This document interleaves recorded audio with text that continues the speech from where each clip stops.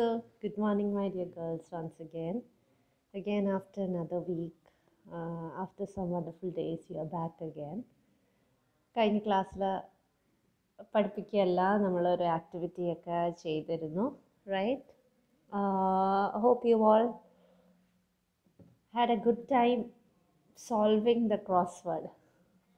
അതിൻ്റെ ആൻസേഴ്സ് അത് കഴിഞ്ഞുള്ള ദിവസം ഇട്ടിട്ടുണ്ടായിരുന്നു, അതൊക്കെ ക്രോസ് ചെക്ക് ചെയ്തു എന്ന് വിചാരിക്കുന്നു.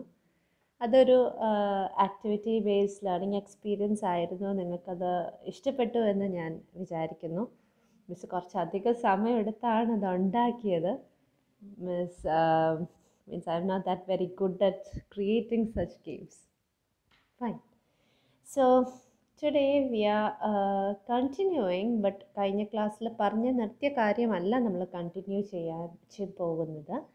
പാരസിറ്റിക് പ്രോട്ടോസോവൻസ് ആണ് കഴിഞ്ഞ ക്ലാസ്സല്ല അതിന് മുന്നത്തെ സെഷനിൽ നമ്മൾ നോക്കിയിരുന്നത്.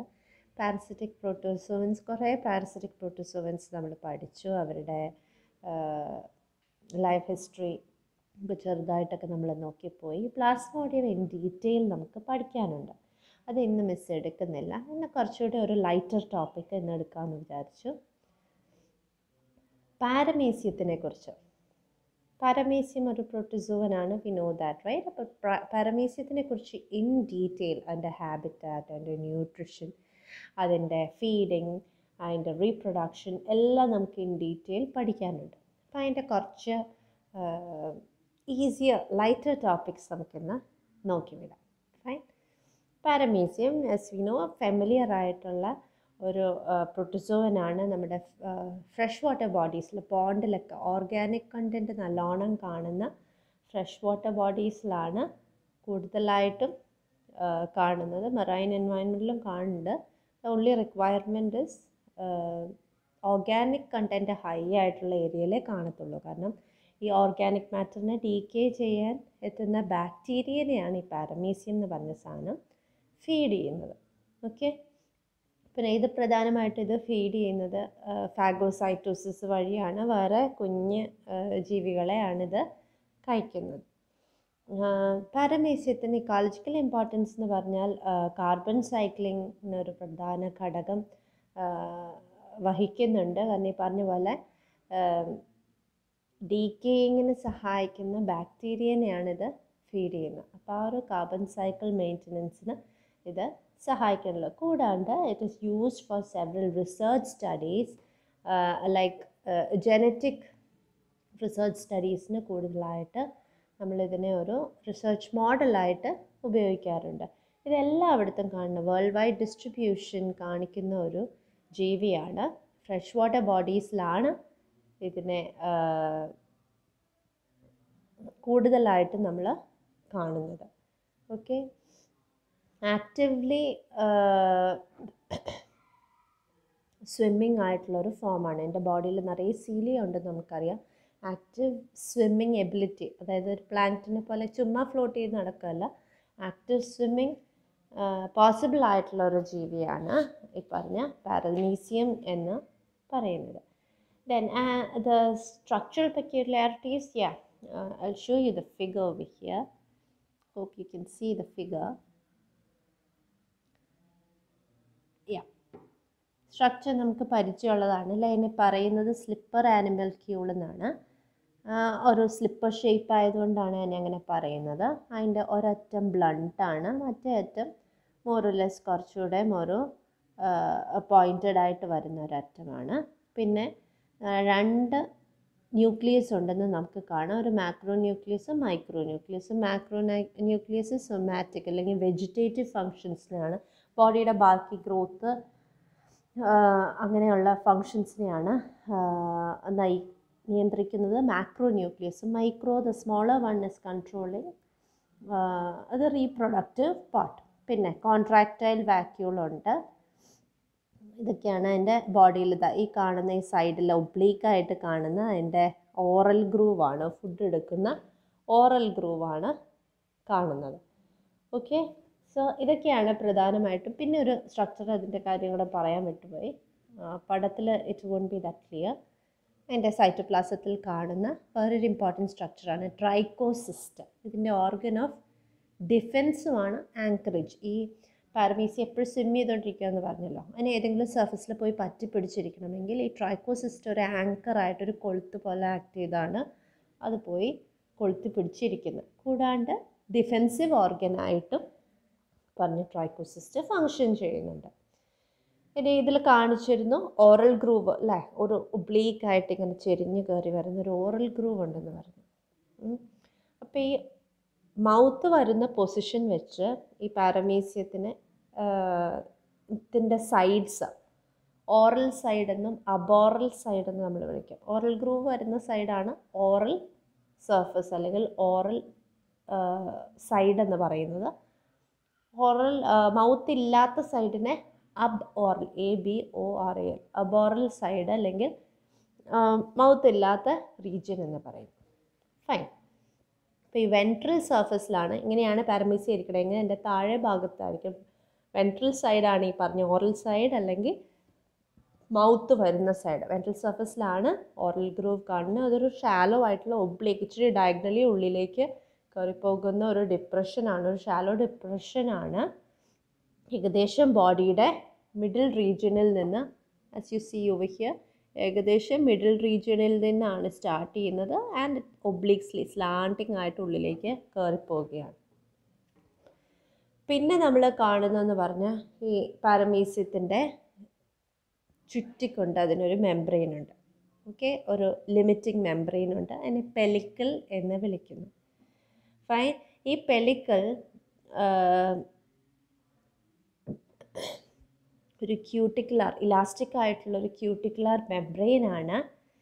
And it is formed of polygonal shape അറിയാലോ അല്ലേ. പോളിഗണൽ പറയേ കുഞ്ഞു കുഞ്ഞു കുഞ്ഞു പോളിഗണൽ ഡിപ്രഷൻസ് ചേർന്നാണ് അതിൻ്റെ സർഫസിലായിട്ടാണ് ഈ ക്യൂട്ടിക്കിൾ വന്നിരിക്കുന്നത്. മനസ്സിലായോ? ഇപ്പോൾ പോളിഗണൽ ഷേപ്പ് ഇങ്ങനെ കുറേ അടുപ്പിച്ച് വെച്ചേക്കുന്ന, വട്ടത്തിൽ വെച്ചേക്കുന്ന ഒന്ന് സങ്കല്പിച്ച് നോക്കുക. ആ ഡിപ്രഷനുകളെ നമ്മൾ ആൽവിയോലൈ എന്ന് വിളിക്കുന്നു. മനസ്സിലായോ? പോളിഗൺ ഷേപ്സ്, ഹെക്സഗൺ എന്നൊക്കെ പറഞ്ഞ് പോളിഗൺ ഷേപ്പ്, നമ്മൾ ഹെക്സഗൺ പെൻറ്റഗൺ എന്നൊക്കെ പറഞ്ഞ് കേട്ടിട്ടില്ലേ, അതുപോലെ പോളിഗൺ ഷേപ്പ് എന്ന് ആലോചിച്ച് നോക്കുക. അങ്ങനെ കുറേ പോളിഗൺസ് അടുപ്പിച്ച് വെച്ച ഒരു ഈ പറഞ്ഞ സ്ലിപ്പറിൻ്റെ ഷേപ്പുള്ളൊരു സാധനത്തിന് ചിന്തിക്കുക. അതിൽ ഓരോ പോളിഗൺ ഒരു കുഞ്ഞു കുഞ്ഞു കുഞ്ഞു കുഴികളാണ്. ആ കുഴികളെ വിളിക്കുന്നതാണ് ആൽവിയോലൈ എന്ന് പറയുന്നത്. ഈ കുഴികളുടെ മേൾ ഭാഗത്ത് വരുന്ന ഒരു ക്യൂട്ടിക്കുലർ കവറിങ്ങിനെയാണ് പെലിക്കിൾ എന്ന് പറയുന്നത്. ഓക്കെ. ഇനി ഈ ആൽവിയോലൈ, ഈ പോളിഗൺ ഷേപ്പുള്ള ആൽവിയോലൈൻ്റെ ആ ഡിപ്രഷൻ്റെ ഉള്ളിൽ നിന്നാണ് ഓരോ സീലിയയും വന്നത്. പാരമീസിയത്തിന് ചുറ്റും സീലിയാന്ന് നമുക്കറിയാം. സീലിയ ഓരോന്നും വരുന്ന എവിടെ നിന്നാ? ഈ കുഴിവുകൾ അഥവാ ആൽവിയോലൈൻ്റെ ഉള്ളിൽ നിന്നാണ് ഓരോ സീലിയയും ഒറിജിനേറ്റ് ചെയ്യുന്നത്. ഓക്കെ. ഇനി ഈ മൊത്തത്തിൽ ഈ ഔട്ടർ ലെയർ നമ്മൾ എടുത്ത് നോക്കിയാൽ അതൊരു 3 മെംബ്രെയിൻസ് അല്ലെങ്കിൽ 3 ലെയറായിട്ട് നമുക്ക് കാണാൻ പറ്റും. ഓക്കെ. അതിൽ ഔട്ടർ മോസ്റ്റ്, ഏറ്റവും ഔട്ടർ മോസ്റ്റ് എന്ന് പറയുന്നത് സെൽ മെംബ്രെയിൻ. ഓക്കെ.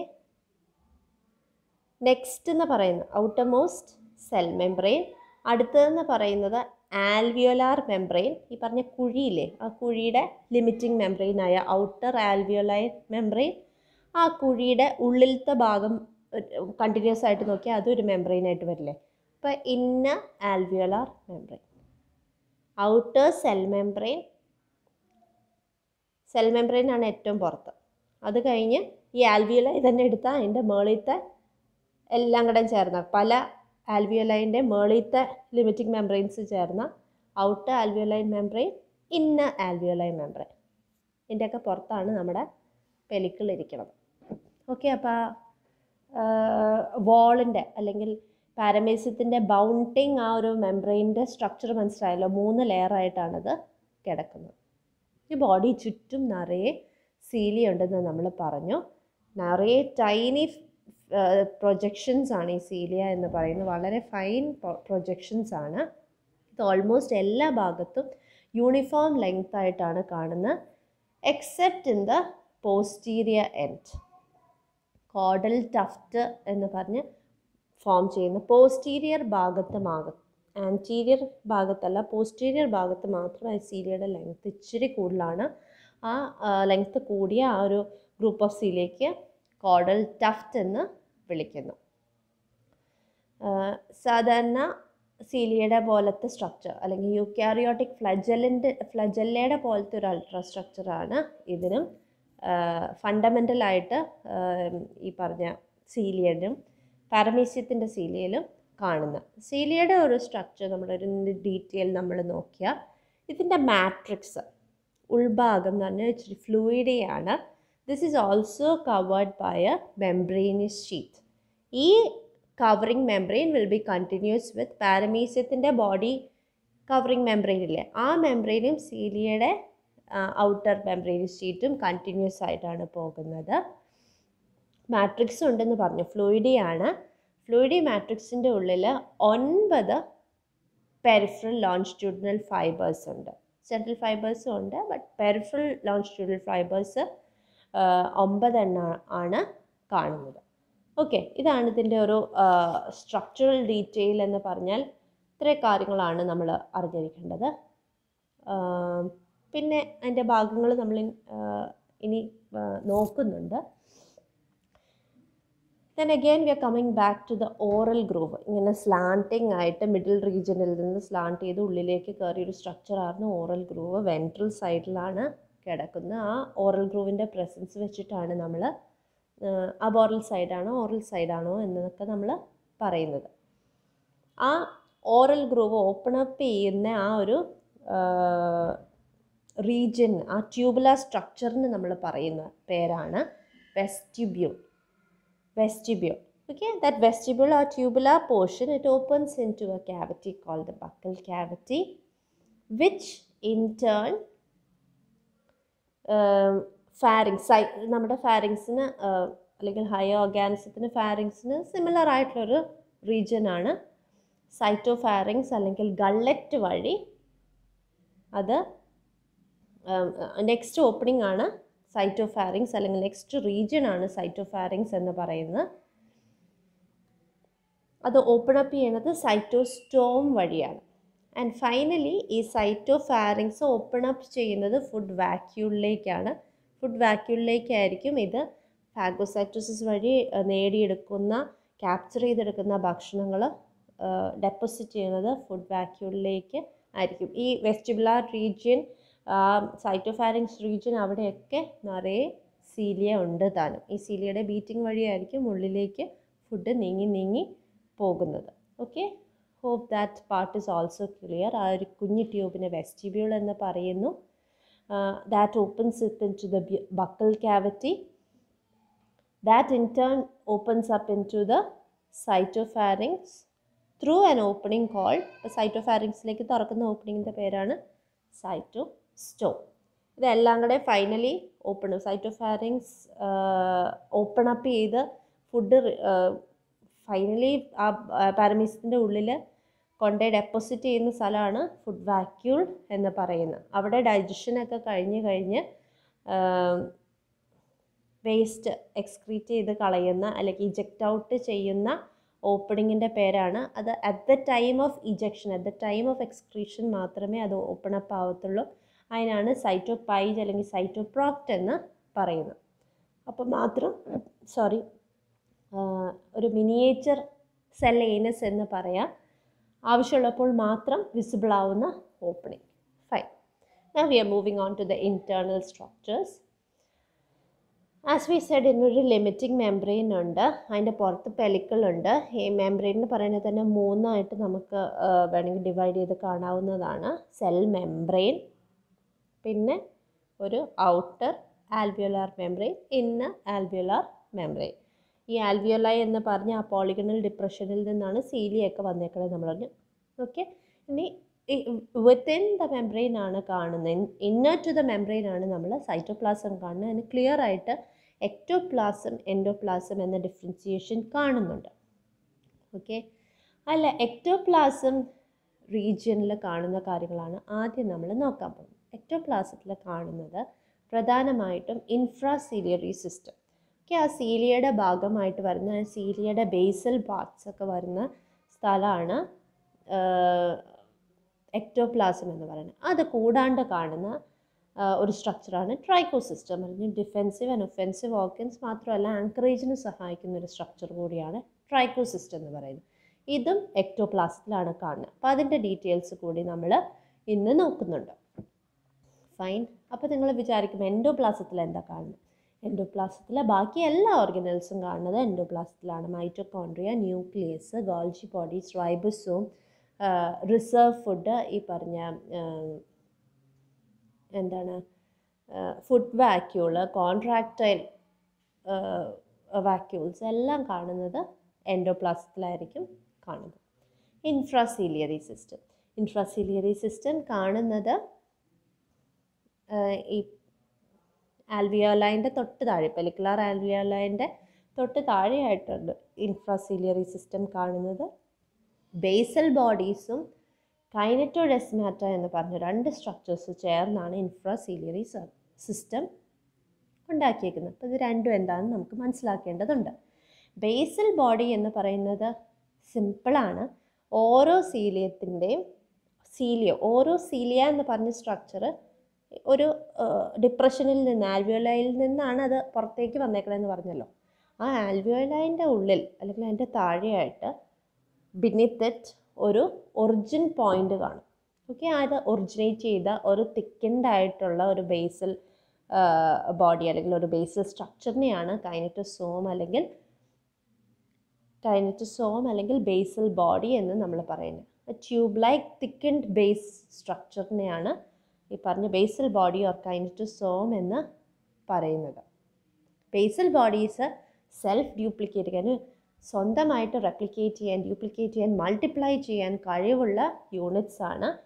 ഈ ബേസൽ ബോഡിയിൽ നിന്നാണ് സീലിയ ഉണ്ടായി വരുന്നത്. ബേസൽ ബോഡി ഇല്ല എങ്കിൽ ചുരുക്കി പറഞ്ഞാൽ സീലിയ ഉണ്ടാവത്തില്ല.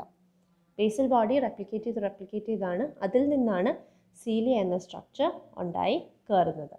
ഓക്കെ, ഓരോ ബേസൽ ബോഡിയും ഒന്നെങ്കിൽ അതൊരു സെൻട്രിയോൾ അല്ലെങ്കിൽ അതിൻ്റെ ഡെറിവേറ്റീവ് ആയിരിക്കും. ബേസൽ ബോഡി എന്ന് പറയുന്ന ഒരു സെൻട്രിയോൾ അല്ലെങ്കിൽ അതിൻ്റെ ഡെറിവേറ്റീവോ ആയിരിക്കും. അപ്പോൾ ബേസൽ ബോഡി മനസ്സിലായല്ലോ. ബേസൽ ബോഡിയിൽ നിന്നാണ് സീലിയ ഉണ്ടായി വരുന്നത്. ഇച്ചിരി തിക്കൻഡ് ആയിട്ടുള്ള ഒരു ട്യൂബിൻ്റെ അറ്റത്ത് നല്ല തിക്കനിങ് ഉള്ളൊരു സാധനം നിങ്ങൾ സങ്കല്പിച്ച് നോക്കുക. ആ ഒരു സംഭവത്തിനെയാണ്, ആ ഒരു ഷേപ്പുള്ള സാധനത്തിനെയാണ് നമ്മൾ ബേസൽ ബോഡി എന്ന് വിളിക്കുന്നത്. Next thing is kinetodesmata. കൈനറ്റോഡെസ്മാറ്റയും ബേസൽ ബോഡിയും കൂടെ കൂടിയാണ് ഇൻഫ്രാസീലിയറി സിസ്റ്റം ഉണ്ടാക്കിയേക്കുന്നതെന്ന് പറഞ്ഞു. അപ്പോൾ വാട്ട് ഇസ് ദിസ് കൈനറ്റോഡെസ്മാറ്റ? ഓരോ ബേസൽ ബോഡിയായിട്ട് അസോസിയേറ്റ് ചെയ്ത് കുറച്ച് സ്പെഷ്യലൈസ്ഡ് ഫൈബ്രിൽസ് അതിൽ നിന്ന് പുറത്തേക്ക് വരുന്നുണ്ട്. ഓക്കെ, കൈനറ്റോഡെസ്മൽ ഫൈബ്രിൽസ് എന്ന് പറയും. ഓരോ ബേസൽ ബോഡിയിൽ നിന്ന് കുറച്ച് ഫൈബ്രിൽസ് പുറത്ത് വരുന്നുണ്ട്. അതിനെ കൈനറ്റോഡെസ്മൽ ഫൈബ്രിൽസ് എന്ന് പറയുന്നു. ഓക്കെ, ഒരൊറ്റ ബേസൽ ബോഡിയിൽ നിന്ന് വരുന്ന ആ ഫൈബ്രിലിനെ നമ്മൾ പറയുന്നത് കൈനറ്റോഡെസ്മോസ് എന്നാണ് പറയുന്നത്. മനസ്സിലായോ? ഒരു ബേസൽ ബോഡി, അതിൽ നിന്ന് സീലിയ എന്ന് പറയുന്നത് എന്താ, ഒരു നാര് പോലത്തെ സ്ട്രക്ചർ അല്ലേ. അപ്പോൾ അതിൽ നിന്ന് പ്രൊജക്റ്റ് ഔട്ട് ചെയ്യുന്ന, ബേസൽ ബോഡിയിൽ നിന്ന് പ്രൊജക്റ്റ് ഔട്ട് ചെയ്യുന്ന ആ ഫൈബ്രിൽ, ഒരു basal body with the fibril, അതിനെയാണ് നമ്മൾ കൈനറ്റോഡെസ്മോസ് എന്ന് വിളിക്കുന്നത്. A single fibril that arises from a basal body of each cilium. ഓരോ സീലിയത്തിൻ്റെയും ബേസൽ ബോഡിയിൽ നിന്ന് പുറത്തേക്ക് വരുന്ന ഫൈബ്രിലിനെയാണ്, ആ നാരിനെയാണ് എന്ത് വിളിക്കുന്നത്? കൈനറ്റോഡെസ്മോസ് എന്ന് നമ്മൾ വിളിക്കുന്നത്. ഓക്കെ, എക്സ്ക്യൂസ് മീ, ഇവിടെ പിന്നെ ഇത് ഈ കൈനറ്റോഡെസ്മോസ് പുറത്തേക്ക് വരുന്ന നാര്, സീലിയത്തിൻ്റെ പുറത്തേക്ക് വരുന്ന നാരിനെയാണ് എക്ടോപ്ലാസം റീജിയനിലാട്ടോ ഇത് കാണുന്നത്. ഇങ്ങോട്ട് പുറത്തേക്ക് വരുന്ന സീലിയ ആണെങ്കിൽ താഴത്തേക്ക് അല്ലെങ്കിൽ ഉള്ളിലേക്ക് കയറുന്ന നാരിനെക്കുറിച്ചാണ് നമ്മൾ ഈ പറഞ്ഞുകൊണ്ടിരിക്കുന്നത് കൈനറ്റോഡെസ്മോസ് എന്ന് പറയുന്നത്. ഇങ്ങനെ ഇതൊരു യൂണിറ്റ് ആയിട്ടായിരിക്കും എപ്പോഴും കാണുന്നത്.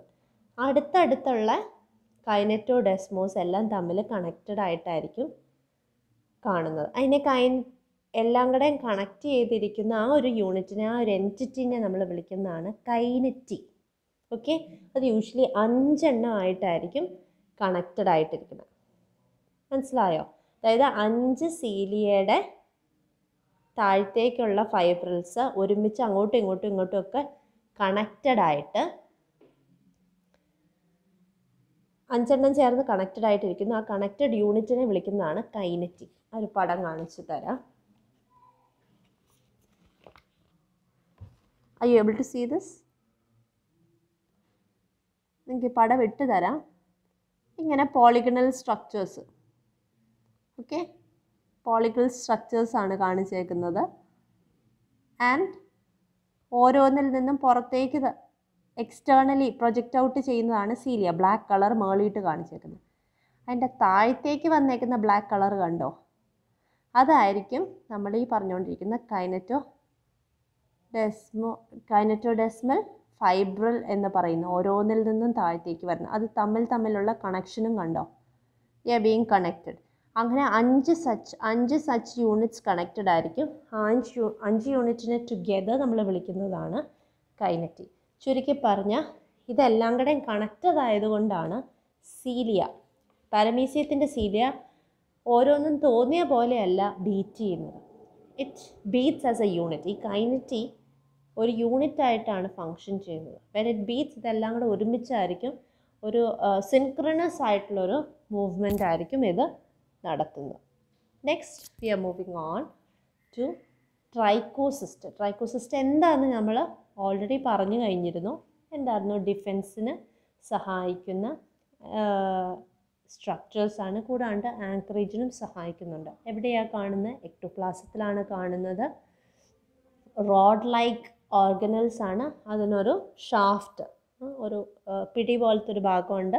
അറ്റത്ത് നമുക്ക് കാണാൻ പറ്റുന്ന, അല്ലെങ്കിൽ കുറച്ചുകൂടെ വിസിബിൾ ആയിട്ടുള്ള റീജിയൻ എന്ന് പറഞ്ഞാൽ ഉള്ളിലേക്ക് ഇരിക്കുന്നതാണ് ഷാഫ്റ്റ് റീജിയൻ. പുറത്തേക്ക് കാണാൻ പറ്റുന്ന ഇച്ചിരി പോയിൻറ്റഡ് ആയിട്ടുള്ള ഒരു സ്പൈക്ക് പോലത്തെ ഒരു റീജിയനാണ് which is covered with a cap. ഇങ്ങനെയാണ് ഇതിൻ്റെ സ്ട്രക്ചർ എന്ന് പറയുന്നത്. ഈ ഷാഫ്റ്റിൻ്റെ ഭാഗത്തായിരിക്കും ഫൈബ്രസ് പ്രോട്ടീനായ ട്രൈക്കിനിൻ എന്ന് പറഞ്ഞ ഫൈബ്രസ് പ്രോട്ടീൻ കാണുന്നത്. അടിയിൽ നിറയെ കണ്ടൻസ്ഡ് ആയിട്ടുള്ള ഒരു ലാറ്റിസ് വർക്കിൽ ഇതിങ്ങനെ ഹിഡൻ ആയിട്ട് ഇങ്ങനെ ഇരിക്കുകയാണ്. ആവശ്യം വരുമ്പോൾ മാത്രം ഇറ്റ് ഈസ് ഡിസ്ചാർജ്ഡ് ഔട്ട്. അങ്ങനെയാണിത് ഫങ്ഷൻ ചെയ്യുന്നത്. ദെൻ ഇത് ആവശ്യം വരുമ്പോൾ എന്ന് പറയുമ്പോഴത്തേക്കും ഒരു മെക്കാനിക്കൽ, കെമിക്കൽ അല്ലെങ്കിൽ ഇലക്ട്രിക്കൽ സ്റ്റിമുലേഷൻ നടക്കുമ്പോൾ മാത്രമായിരിക്കും ട്രൈക്കോസിസ്റ്റിൻ്റെ റിലീസ് ഉണ്ടാവുന്നത്. അപ്പോൾ ഈ പറഞ്ഞ അടിയിലുള്ള ഒരു ലാറ്റിസ് ഉണ്ടെന്ന് പറഞ്ഞല്ലോ, ആ ലാറ്റിസ് ഇങ്ങനെ ചുരുങ്ങി കണ്ടൻസ് ചെയ്തിരിക്കുകയാണ്. സ്റ്റിമുലേറ്റഡ് ആകുമ്പോഴത്തേക്കും അതങ്ങ് അൺഫോൾഡഡ് ആയിട്ട് ഇതിനെ റിലീസ് ചെയ്യും. ഇപ്പോൾ നമ്മൾ ഒരു വയറ് ചുറ്റിക്കെട്ടി വെച്ചേക്കുന്ന അവസ്ഥയിൽ ഇരിക്കുകയാണ്. സ്റ്റിമുലേഷൻ നടക്കുമ്പോഴത്തേക്കും വയറ് നമ്മൾ അൺഫോൾഡ് ചെയ്ത് പുറത്തേക്ക് റിലീസ് ചെയ്യുന്ന പോലെ അത് സംഭവിക്കുന്നത്. അതായത് മൊത്തം ചുരുങ്ങിയിരിക്കുന്ന അവസ്ഥയിൽ ഇതിൻ്റെ ലെങ്ത് ആകെ 4 μ മാത്രമേ ഉള്ളൂ. μ 10⁻⁻6 മീറ്റർ അത്രയേ ഉള്ളൂ. മൊത്തം റിലീസ്ഡ് ആയി കഴിയുമ്പോഴത്തേക്കും 40 μ ആവും. അത്രയും ലെങ്ത് അൺഫോൾഡിങ് നടന്നിട്ടാണ് അത് ഡിസ്ചാർജ്ഡ് ആവുന്നത്. Paramecium, as we had been telling, it's got 2 nucleus. The big nucleus, which is known as the macronucleus, and the small nucleus, which is known as the micronucleus. Macronucleus ആണ് നമുക്കറിയാവുന്ന പോലെ എല്ലാവിധ vegetative ഫങ്ഷൻസും അതിൻ്റെ ഗ്രോത്തും അതിൻ്റെ സാധാരണയുള്ള body ഫങ്ഷൻസും ഒക്കെ നടത്താൻ അതിനുള്ള നിയന്ത്രണം എന്ന് പറയുന്നത് മാക്രോന്യൂക്ലിയസിനാണ്. മൈക്രോന്യൂക്ലിയസിന് കാണുന്ന മാക്രോന്യൂക്ലിയസ് ഒരു ബീൻ ഷേപ്പ് സ്ട്രക്ചറാണ്. അതിൻ്റെ നടുവിലായിട്ടാണ് മൈക്രോന്യൂക്ലിയസിനെ കാണുന്നത്. മൈക്രോന്യൂക്ലിയസ് ആണ് റീപ്രൊഡക്റ്റീവ് പ്രോസസ്സസ് നിയന്ത്രിക്കുന്നത്. മൈക്രോന്യൂക്ലിയസ് ആണ്. പിന്നെ ന്യൂക്ലിയോളിസ് എന്ന് പറഞ്ഞ സ്ട്രക്ചർ സ്പെസിഫിക്കലി പാരമീസിയം കോർഡേറ്റത്തിൽ ആബ്സെൻ്റ് ആണ്. ഇത് കൂടാണ്ട് പാരമീസിയത്തിൻ്റെ എൻഡോപ്ലാസത്തിൽ കാണുന്ന സ്ട്രക്ചേഴ്സിനെ കുറിച്ചാണ് ഇനി നമ്മൾ പറയാൻ പോകുന്നത്. ന്യൂക്ലിയസിൻ്റെ കാര്യം ഇപ്പോൾ ഇനിയുള്ള സ്ട്രക്ചേഴ്സാണ് പറയാൻ പോകുന്നത്. Contractile vacuoles. As we no എന്താണ്, ഒരു ഓസ്മോ റെഗുലേഷന് സഹായിക്കുന്ന എക്സസ് വാട്ടർ എത്താണ്ട് അല്ലെങ്കിൽ എക്സസ് വാട്ടർ ഉണ്ടെങ്കിൽ അത് കളയാൻ പുറന്തള്ളാൻ സഹായിക്കുന്ന സ്ട്രക്ചേഴ്സാണ് കോൺട്രാക്റ്റൈൽ വാക്യൂൾസ്. ഓക്കെ, സർക്കുലർ ആണ്. ഓരോന്നും they are surrounded by 6 to 10 canals ഉണ്ട്, റേഡിയൽ കനാൽസ് ഉണ്ട്. അപ്പോൾ ഈ കനാൽസ് വഴിയായിരിക്കും വെള്ളം എത്തിപ്പെടുന്ന വെള്ളം പുറം തള്ളുന്നതും ഒക്കെ ആ വെള്ളത്തിൻ്റെ പാസേജ് നടക്കുന്ന ഈ റേഡിയൽ കനാൽസ് വഴിയായിരിക്കും. കോൺട്രാക്റ്റൈൽ വാക്യൂളിന് പുറത്തേക്ക് ഓപ്പൺ അപ്പ് ചെയ്യുന്ന ഡോർസൽ സൈഡിൽ ഉള്ളൊരു പെർമനൻ്റ് ആയിട്ടുള്ള ആവശ്യമുള്ളപ്പോൾ മാത്രം തുറക്കുന്നതല്ല, എന്നാൽ സെലൈനസ് പോലെയല്ല, ഇത് എപ്പോഴും കാണുന്ന ഒരു ഓപ്പണിംഗ് കോൺട്രാക്റ്റൈൽ വാക്യൂളിന് ഡോർസൽ സർഫസിൽ കാണുന്നുണ്ട്. ഇതിലൂടെയാണ് വെള്ളത്തിന് എക്സസ് വെള്ളം എക്സ്പെൽ ചെയ്യുന്നത്. പിന്നെ ഇതുകൊണ്ടാണ് കോൺട്രാക്റ്റൈൽ വാക്യൂൾ കൂടാണ്ട് ഫുഡ് വാക്യൂൾസും നിറയെ ഫുഡ് വാക്യൂൾസ് കാണുന്നുണ്ട്. പിന്നെ സൈക്ലോസിസ് എന്നൊരു പ്രത്യേക സൈറ്റോപ്ലാസ്മിക് സ്ട്രീമിങ് അല്ലെങ്കിൽ സൈറ്റോപ്ലാസ്മത്തിൻ്റെ ഒരു പ്രത്യേക രീതിയിൽ സൈറ്റോപ്ലാസം മൂവ് ചെയ്യുന്നതിനാണ് സൈക്ലോസിസ് എന്ന് പറയുന്നത്. അത് പാരമീസിയത്തിൻ്റെ ഒരു ഇമ്പോർട്ടൻറ്റ് ഫീച്ചറാണ്, എക്സിബിറ്റ് ചെയ്യുന്നൊരു important ഫീച്ചറാണ്. Now we are moving on to its locomotion. As we were telling, സീലിയയുടെ സഹായത്തോടെയാണ് മൂവ് ചെയ്യുന്നത്. സീലിയയ്ക്ക് ഇൻഡിപെൻഡൻ്റ് ആയിട്ടുള്ളൊരു മൂവ്മെൻറ്റിൽ ഓരോ സീലിയും വെവ്വേറെയല്ല മൂവ് ചെയ്യുന്നത്. അതൊരു ഗ്രൂപ്പായിട്ട് സിൻക്രണസ് ആയിട്ടാണ് പാരമീസിയത്തിൻ്റെ സീലിയ മൂവ് ചെയ്യുന്നത്. ആ മൂവ്മെൻറ്റിൻ്റെ സഹായത്തോടെയാണ് പാരമീസിയം സ്വിം ചെയ്യുന്നത്. അതൊരു ആക്റ്റീവ് സ്വിമ്മർ ആണെന്ന് നമ്മൾ പറഞ്ഞു. അതിൻ്റെ ഒരു സ്പീഡ് എന്ന് പറയുന്നത് 1500 μ/s. 1500 μ/s എന്ന റേറ്റ് അല്ലെങ്കിൽ അതിൽ കൂടിയ ഒരു സ്പീഡിലും ഇതിന് മൂവ് ചെയ്യാൻ സാധിക്കും. ഈ സീലിയത്തിൻ്റെ മൂവ്മെൻറ്റ് എന്ന് പറഞ്ഞാൽ നമ്മുടെ പെൻഡുലം ഇല്ലേ, ക്ലോക്കിലൊക്കെ പഴയ ക്ലോക്കിലൊക്കെ കാണുന്ന പെൻഡുലം, ആ ഒരു രീതിയിലാണ് സീലിയ മൂവ് ചെയ്യുന്നത്. അപ്പോൾ സീലിയയുടെ മൂവ്മെൻറ്റ് വെച്ചിട്ട് അതിൻ്റെ ബീറ്റിങ്ങിന് എങ്ങനെ ബീറ്റ് ചെയ്യുന്നു എന്നതനുസരിച്ച് ആ ബീറ്റിങ്ങിന് രണ്ടായിട്ട് നമ്മൾ പറയുന്നുണ്ട്, ഇഫക്റ്റീവ് സ്ട്രോക്ക് എന്നും റിക്കവറി സ്ട്രോക്ക് എന്നും. ഇഫക്റ്റീവ് സ്ട്രോക്ക് എന്ന് പറഞ്ഞാൽ ഇങ്ങനെയാണ് സീലിയ ഇരിക്കണമെന്ന് ഇരിക്കട്ടെ. ആ സീലിയ പുറകിലേക്ക് അടിക്കുന്നു. നമ്മുടെ ഈ തുഴയുന്ന ആ ഓറ് പുറകിയിട്ട് അടിക്കില്ലേ, അപ്പോൾ പുറകിയിട്ട് അടിക്കുമ്പോഴത്തേക്കും ബോട്ട് മുന്നിട്ട് നീങ്ങും അല്ലേ. സിമിലർലി സീലിയ പുറകിലേക്ക് അടിക്കുമ്പോഴത്തേക്കും പാരമീസിയം മുന്നിലേക്ക് നീങ്ങുന്നു. ആ ഒരു ബീറ്റിങ്ങിനെയാണ് ഇഫക്റ്റീവ് സ്ട്രോക്ക് എന്ന് പറയുന്നത്. ശരിക്കും ബീറ്റ് ചെയ്യുക, എനർജി എടുത്ത് ബീറ്റ് ചെയ്യുക, അതിനുള്ള ATP ഒക്കെ ബോഡി കൊടുക്കുന്നുണ്ട്. Effective stroke. Next is recovery stroke. Recovery സ്ട്രോക്കിൽ എന്താ സംഭവിക്കുന്നത്? ഈ ബീറ്റ് ചെയ്ത സാധനം തിരിച്ച് പഴയ പൊസിഷനിലേക്ക് എത്തുന്നു. That is recovery stroke. Okay, ഈ രണ്ട് പൊസിഷൻസ് ഓൾട്ടർനേറ്റ് ചെയ്തായിരിക്കും സീലിയ ബീറ്റ് ചെയ്യുന്നത്. ഒന്നെങ്കിൽ റിക്കവറി സ്ട്രോക്ക്, ഇഫക്റ്റീവ് സ്ട്രോക്ക്, അല്ലെങ്കിൽ recovery stroke. Okay, recovery stroke വരെ എത്തിയാൽ മാത്രമേ അടുത്ത ബീറ്റിങ്ങിന് അത് റെഡി ആവത്തുള്ളൂ. അങ്ങനെയാണ് അത് ബീറ്റ് ചെയ്ത് പോകുന്നത്. ചുരുക്കി പറഞ്ഞാൽ ശരിക്കും ഒരു പെൻഡുലം ആടുന്ന പോലെ ആയിരിക്കും അതിൻ്റെ മോഷൻ, ഒരു വേവ് ലാക്ക് മാനറിലായിരിക്കും മൂവ് ചെയ്യുന്നത്. And all the cilia will be moving in A rhythmic pattern, and that wave like pattern in which the paramecium cilia is moving is known as metachronal rhythm. ആ ഒരു rhythmic pattern ആണ് metachronal rhythm എന്ന് പറയുന്നത്. Next, ഈ force, ഈ effective സ്ട്രോക്കിൻ്റെ force ഏത് ഡയറക്ഷനിലാണോ കൊടുക്കുന്നത് അതിൻ്റെ ഓപ്പോസിറ്റ് ഡയറക്ഷനിലായിരിക്കുമല്ലോ പാരമീസിയം മൂവ് ചെയ്യുന്നത്. അതുകൊണ്ട് തന്നെ ഇത് കൃത്യമായ ബാക്കിലേക്കല്ല ഇതിന് സീലിയയുടെ ഫോഴ്സ് കൊടുത്ത് ഇഫക്റ്റീവ് സ്ട്രോക്ക് നടത്തുന്നു. ഓക്കെ, കുറച്ചൊന്ന് എന്താ പറയുക,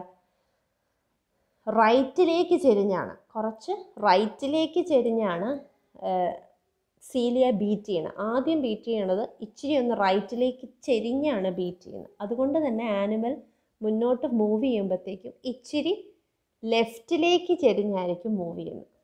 മനസ്സിലായോ? ഏത് ഡയറക്ഷനിലാണോ ഫോഴ്സ് കൊടുക്കുന്നത് അതിൻ്റെ ഓപ്പോസിറ്റ് ഡയറക്ഷനിലായിരിക്കും ആനിമൽ മൂവ് ചെയ്യുന്നത്. അപ്പോൾ സീലിയ ബാക്ക്വേർഡ് സ്ട്രോക്ക് കൊടുക്കുമ്പോഴത്തേക്കും കറക്റ്റ് പുറകിലേക്കല്ല ബീറ്റ് ചെയ്യുന്നത്, ഇച്ചിരി ഒന്ന് ചെരിഞ്ഞ് റൈറ്റിലേക്ക് ചെരിഞ്ഞാണ് ഒന്ന് ബീറ്റ് ചെയ്യുന്നത്. അപ്പോൾ ആനിമൽ മൂവ് ചെയ്യുന്നതോ ലെഫ്റ്റിലേക്ക് ചെരിഞ്ഞായിരിക്കും മുന്നോട്ട് മൂവ് ചെയ്യുന്നത്. മനസ്സിലായോ? ലെഫ്റ്റിലേക്ക് ചെരിഞ്ഞാണ് മൂവ് ചെയ്യുന്നത്. അപ്പോൾ ചുരുക്കി പറഞ്ഞ ആനിമലിൻ്റെ മൂവ്മെൻറ്റ് നോക്കുമ്പോഴത്തേക്കും ഇങ്ങനെ ഒന്ന് റോൾ ചെയ്ത് പോകുന്ന പോലെ, ഒരു ഹെലിക്സിൽ റോൾ ചെയ്ത് പോകുന്ന പോലെ ആയിരിക്കും പാരമീസിയം മൂവ് ചെയ്യണം. മനസ്സിലായോ? ഇങ്ങനെ like this. Fine. Left side ലെഫ്റ്റിലേക്ക് പോകുന്ന ഹെലിക്സ്, ഹെലിക്കൽ സ്ട്രക്ചർ എന്ന് പറഞ്ഞാൽ എന്താ? ഇങ്ങനെ വളഞ്ഞ് ഒരു കമ്പ് വെച്ചാൽ അതിന് ചുറ്റും ഇങ്ങനെ പോണ അതിനാണ് ഹെലിക്കൽ സ്ട്രക്ചർ എന്ന് പറയുന്നത്. ഓക്കെ, അപ്പോൾ ലെഫ്റ്റ് സൈഡഡ് ഹെലിക്സ് പോകുന്ന പോലെ ആയിരിക്കും ഇത് മൂവ് ചെയ്യുന്നത്. ഫൈൻ. അപ്പോൾ ഫസ്റ്റ് മൂവ്മെൻ്റ് എന്ന് പറഞ്ഞാൽ കുറച്ച് റൈറ്റ് സൈഡിലേക്ക് ചെരിഞ്ഞായിരിക്കും. സെക്കൻഡ് മൂവ്മെൻ്റ് എന്ന് പറയുന്നത് കുറച്ച് ഡയഗ്നലി താഴത്തേക്കായിരിക്കും. അപ്പോൾ അഗൈൻ മൂവ്മെൻറ്റ് ഡയഗ്നലി മുകളിലേക്കായിരിക്കും. അങ്ങനെയാണ് ഈ ലെഫ്റ്റ് സൈഡഡ് ഹെലിക്സ് മൂവ്മെൻറ്റ് പാരമീസിയത്തിന് കിട്ടുന്നത്. അപ്പോൾ ഈ മൂവ്മെൻറ്റിന് സിലിയ അതനുസരിച്ച് ബീറ്റ് ചെയ്യുന്നുണ്ട്. ബീറ്റിംഗ് എനർജി എക്സ്പെൻസീവ് ആണ്. അതിന് ATP ആവശ്യമാണ്. ATP ആര് കൊടുക്കുന്നു? മൈറ്റോകോൺട്രിയ. ATP, സിലിക്ക് വേണ്ട ATP മൈറ്റോകോൺട്രിയ പ്രൊവൈഡ് ചെയ്തിട്ടാണ് ലോക്കോമോഷൻ ഇഫക്റ്റീവായിട്ട് അതിന് നടത്താൻ പറ്റുന്നത്. അപ്പോൾ ഇത്രയും കാര്യങ്ങളാണ് നമുക്കിന്ന് നോക്കാനുണ്ടായിരുന്നത്. Okay, hope you all understood it. വളരെ കുഞ്ഞൊരു ഭാഗമാണ് നോക്കിയത്. നമുക്കിനി ഒത്തിരി ഒന്നും പഠിക്കാനില്ലാത്തതുകൊണ്ട് I thought will discussed it small portions. എന്തെങ്കിലും ഡൗട്ട് ഉണ്ടെങ്കിൽ നമ്മുടെ ഗ്രൂപ്പിലോ മിസ്സിന് പേഴ്സണലിയോ കമ്മ്യൂണിക്കേറ്റ് ചെയ്യാം. So have a nice day. God bless you all.